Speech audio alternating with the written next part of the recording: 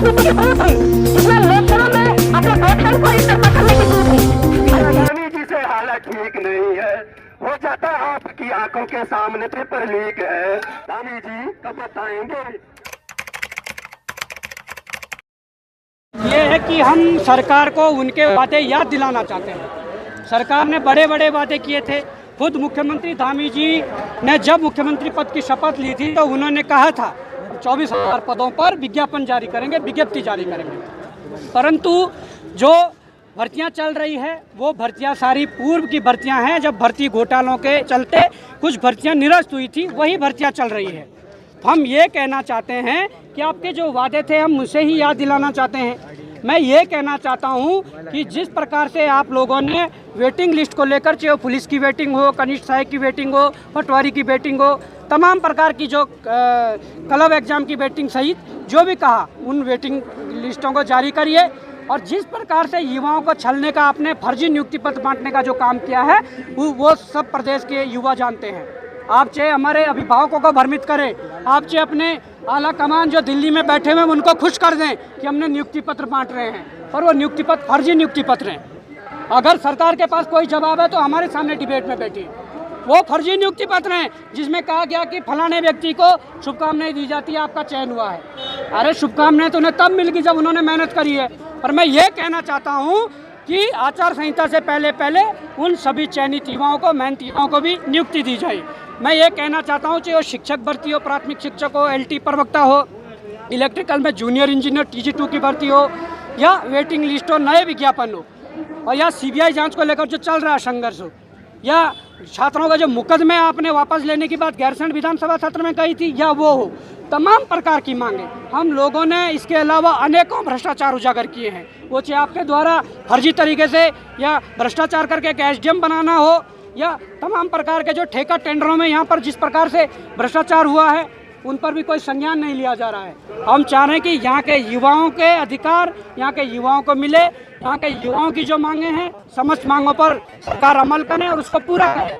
अगर ऐसा नहीं होता है तो मुझे लगता है कि युवा बेहतर जवाब देने वाला है। युवा आक्रोशित है, युवा प्रताड़ित है, और युवाओं का आक्रोश आप देख रहे हैं। और किस प्रकार से आप वर्दीधारियों को, पुलिस के जवानों को हमारे आगे खड़ा करके बैरिकेडिंग लगा के लोकतंत्र के गला घोटने की बात करते हैं।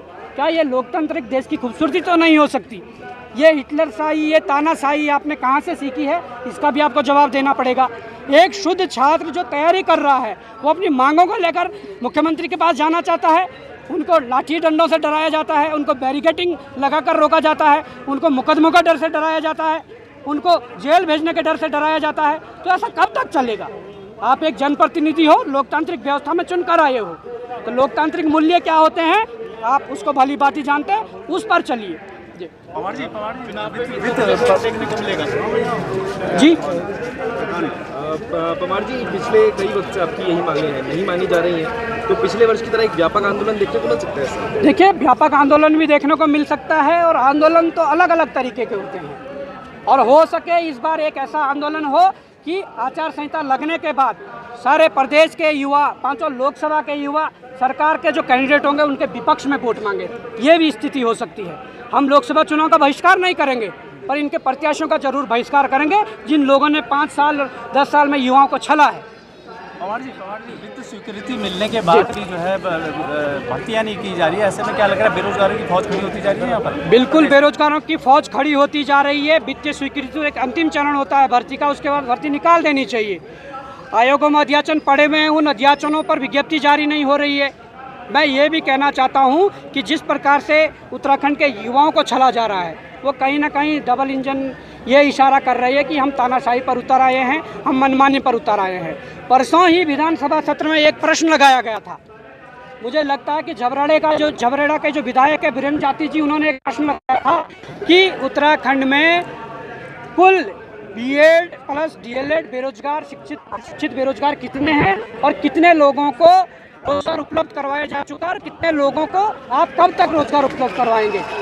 तानाशाही का रवैया प्रश्न को ही नियम 58 के तहत को हटा दिया गया। उस प्रश्न को हटा के आपने उसको हटा दिया और कह दिया कि हमारे पास कोई ऐसा जवाब नहीं है, इसलिए हम प्रश्न को हटा रहे हैं। तो ये लोकतांत्रिक व्यवस्था के लिए तो सही नहीं है। अभी तो हम आंदोलन कर भी रहे हैं, अगर इसी प्रकार चीज़ें चलती रहे तो कल के दिन आंदोलन भी नहीं कर पाएंगे। ये हमारी चिंता है। हम चाहते हैं कि युवाओं की समस्त मांगों पर अमल हो, विचार हो और सरकार उन मांगों को माने, सरकार टेबल टॉक करें, सरकार बैठे। अगर ऐसा नहीं होता है तो मैंने आप लोगों को बता दिया है, लोकसभा चुनाव का बहिष्कार नहीं होगा, केवल इनके प्रत्याशियों का बहिष्कार होगा। प्रमुख मांगों के साथ साथ सरकार को उनके वादे याद दिला रहे हैं। सरकार ने ये कहा था कि हम 24,000 पदों पर विज्ञप्ति जारी करेंगे। सरकार हमारे सामने ये बात रख दें कि वो 24,000 पद है कौन से, जिन भर्तियों को लेकर आप ढोल पीट रहे हैं कि हमने रोजगार दिया है, वो भर्तियां तो लगभग सारी जो पेपर लीक कांड था उससे पहले की जो निरस्त हुई भर्तियां थी उसको दोबारा करवा रहे, वही भर्तियां है। आप ये बता दीजिए नई भर्तियां कौन सी है, आप ये बता दीजिए 24,000 भर्तियां कौन सी है। मैं ये कहना चाहता हूँ, सरकार कर कुछ वादे कुछ और कर रही है और काम कुछ और कर रही है। खाने के कुछ दांत और है, दिखाने के कुछ और है। हम ये कहना चाहते हैं कि सरकार ने वेटिंग लिस्ट को लेकर उन्होंने वक्तव्य अपना जारी किया था कि हम वेटिंग लिस्ट निकालेंगे क्लब एग्जाम सहित सभी उस पदों पर, तो क्यों वो वेटिंग लिस्ट जारी नहीं हो रही है। सरकार ने कहा कि 1500 पदों पर पुलिस भर्ती जारी होनी है, क्यों नहीं हो रही है। यहाँ पर जूनियर इंजीनियर इलेक्ट्रिकल की TG2 की जो भर्ती है वो 4 सालों से वित्त स्वीकृति उसको मिली हुई है, वो जारी क्यों नहीं हो रही है। आयोगों के अंदर LT प्रवक्ता प्राथमिक शिक्षकों की भर्ती जो है उनके अध्याचन है, उनको क्यों नहीं निकाला जा रहा है। छात्रों पर मुकदमे थे, उनको क्यों वापस नहीं लिए जा रहे हैं।